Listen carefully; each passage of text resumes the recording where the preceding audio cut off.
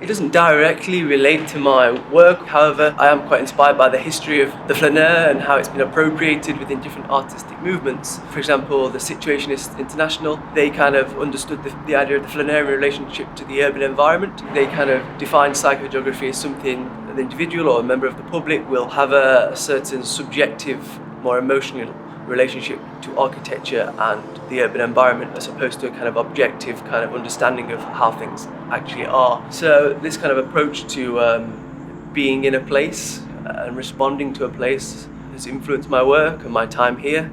So despite having spent time researching the architect Korody through books and archives, I've still tried to maintain an open kind of response to how I work with his information, and how when I visit his sites and his buildings I have a more subjective engagement, which allows for a more kind of responsive kind of aesthetic kind of relationship. The idea of the flaneur is something which I've kind of appropriated as a way to kind of respond to information, respond to architecture and respond to the project. Korody was known for making a lot of restoration works with the buildings.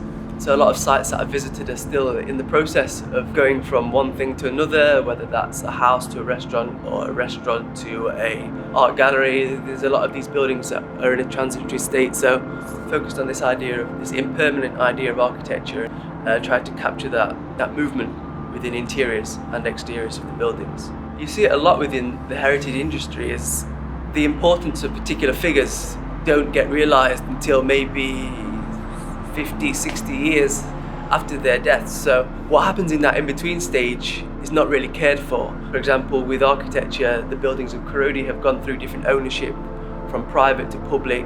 Some buildings remain within the family, so therefore they're well cared for. However, others have been sold on to individuals who don't have that kind of appreciation for architecture, and therefore have gone through some kind of transformation. So during that period, it's hard to control when there isn't recognition of Korody as a particular architect who has significance to Portugal and the area.